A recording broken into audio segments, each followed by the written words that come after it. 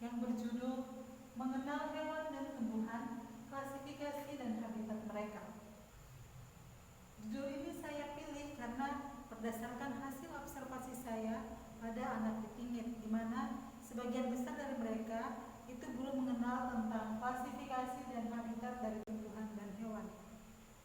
Sasaran modul saya ini pada anak SD kelas 4 dan kelas 5. Modul ini saya buat melalui aplikasi Canva. Dalam modul ini kita akan membahas tentang berbagai macam hal yang berkaitan dengan klasifikasi tumbuhan dan hewan serta habitatnya. Modul ini juga merupakan modul yang sangat menarik karena dilengkapi dengan gambar-gambar yang menarik. Tujuan dari modul ini adalah yang pertama, memahami konsep klasifikasi hewan dan tumbuhan. Yang kedua, mengetahui berbagai jenis hewan dan tumbuhan serta contohnya. Yang ketiga, mengidentifikasikan habitat hewan dan tumbuhan di sekitar mereka. Yang keempat, menerapkan pengetahuan tentang hewan dan tumbuhan dalam kehidupan sehari-hari. Sedangkan untuk manfaatnya adalah sebagai berikut. Yang pertama adalah meningkatkan pemahaman siswa tentang keanekaragaman hayati. Yang kedua adalah menumbuhkan rasa cinta dan tanggung jawab terhadap lingkungan. Yang ketiga adalah mengembangkan keterampilan observasi dan analisis. Yang keempat adalah mendorong siswa untuk berperan aktif dalam menjaga kelestarian lingkungan. Nah, apa saja yang akan dibahas dalam modul ini? Yang akan dibahas dalam modul ini antara lain klasifikasi hewan. Klasifikasi hewan dibagi dalam dua kelompok. Yang pertama jenis-jenis hewan dan yang kedua ciri-ciri hewan. Yang berikutnya klasifikasi tumbuhan, itu juga dibagi dalam dua kelompok. Yang pertama jenis-jenis tumbuhan dan yang kedua ciri-ciri tumbuhan. Yang ketiga adalah habitat hewan dan tumbuhan, itu juga dibagi dalam dua kelompok. Di antaranya jenis habitat dan juga contoh habitat. Yang kelima itu adalah aktivitas. Jadi dalam modul ini dilengkapi juga dengan aktivitas untuk mengembangkan kreativitas anak dan daya ingat anak. Itu diantaranya adalah kegiatan menggambar dan juga kegiatan observasi. Baiklah, kita akan masuk pada pembahasan yang pertama tentang klasifikasi hewan.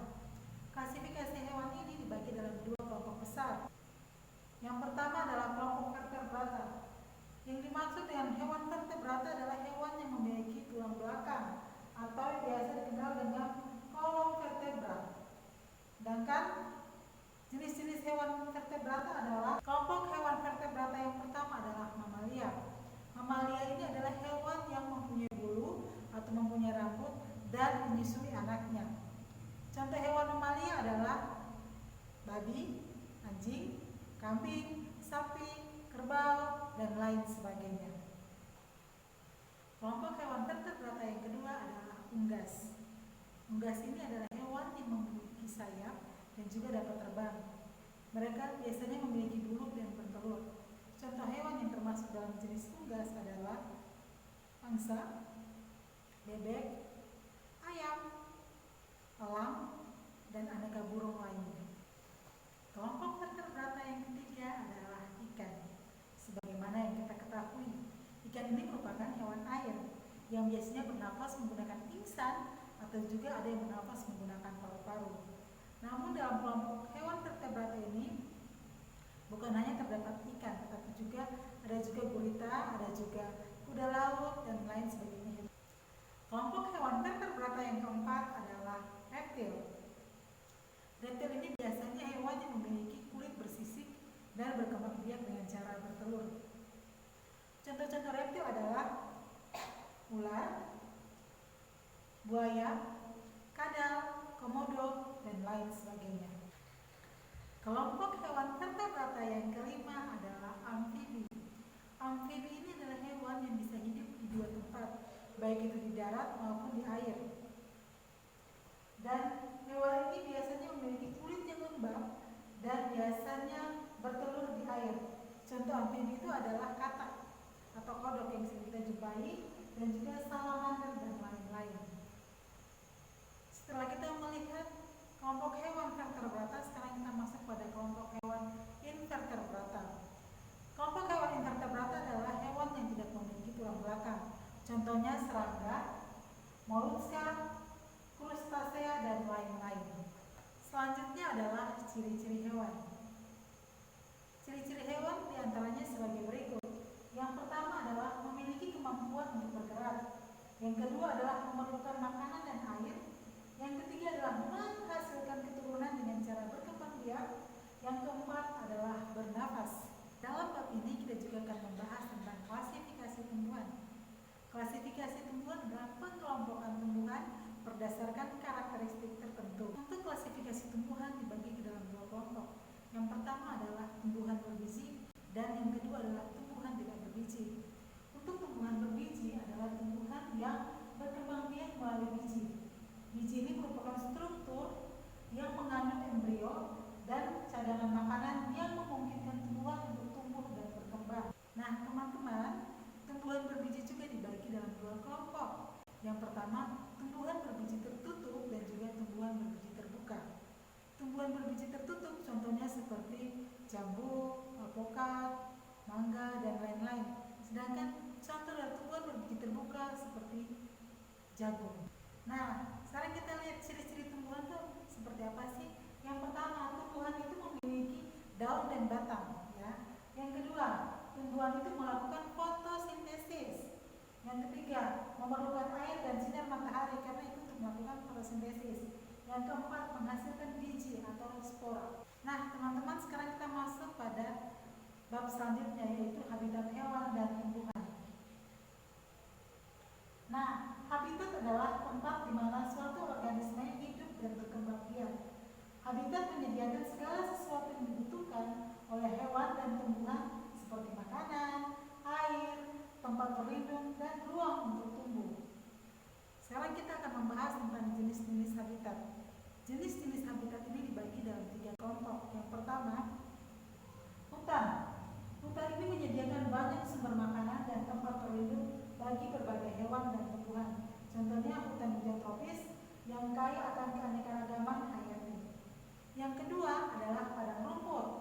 Padang rumput adalah area terbuka yang didominasi oleh rumput menjadi tempat tinggal bagi hewan herbivora seperti rusa dan zebra.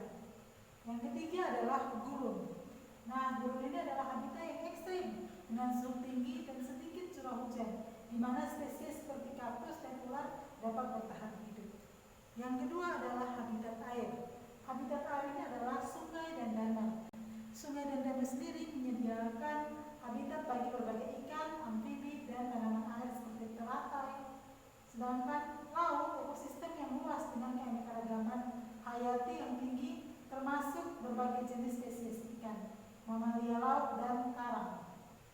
Pembahasan selanjutnya ini menarik teman-teman, karena pada pembahasan ini kita akan membahas tentang interaksi antara hewan dan tumbuhan di habitat mereka. Yang pertama, interaksi terjadi melalui rantai makanan. Nah, dalam rantai makanan ini, tumbuhan berperan sebagai produsen yang menyediakan makanan bagi hewan herbivora yang selanjutnya hewan herbivora ini menjadi mangsa bagi hewan karnivora. Nah, interaksi yang kedua adalah polinasi. Polinasi ini adalah banyak tumbuhan bergantung pada hewan seperti lebah, kupu-kupu untuk memproses polinasi. Hal ini penting untuk reproduksi tanaman. Yang ketiga adalah interaksi melalui penyebaran benih. Nah, beberapa hewan membantu menyebarkan biji tumbuhan sehingga meningkatkan kemungkinan pertumbuhan tanaman di area yang lebih luas. Demikianlah beberapa materi yang dibahas dalam modul yang saya buat. Dalam modul yang saya buat juga saya menyertakan aktivitas pembelajaran. Ada 2 aktivitas pembelajaran yang saya cantumkan dalam modul tersebut. Yang pertama adalah menggambar, di mana para siswa diminta untuk menggambar hewan atau tumbuhan yang mereka sukai serta habitat yang ditempati oleh hewan dan tumbuhan tersebut. Setelah itu mereka akan mempresentasikan apa yang telah mereka gambar tersebut. Yang kedua adalah observasi, di mana para siswa akan diajak untuk keluar dan mengobservasi hewan dan tumbuhan yang mereka temukan di sekitar lingkungan sekolah. Ada pula games yang saya sediakan dalam modul ini adalah bermain puzzle. Puzzle ini berkaitan juga dengan hewan dan tumbuhan serta habitatnya. Nah, teman-teman, melalui modul ini kita telah belajar tentang klasifikasi hewan dan tumbuhan serta habitat dan tempat tinggal mereka. Penting bagi kita untuk menjaga kelestarian lingkungan agar hewan dan tumbuhan dapat hidup dengan baik. Saya berharap melalui modul ini pula bukan hanya mengembangkan atau menambah wawasan dari anak-anak didik kita, anak-anak khususnya anak-anak kelas 4 dan kelas 5 SD, tapi juga memberikan mereka rasa cinta terhadap lingkungan. Dan juga semoga ini dengan modul ini membantu para guru untuk semakin berkreasi dalam memberikan pelajaran kepada anak-anak agar anak-anak tidak bosan.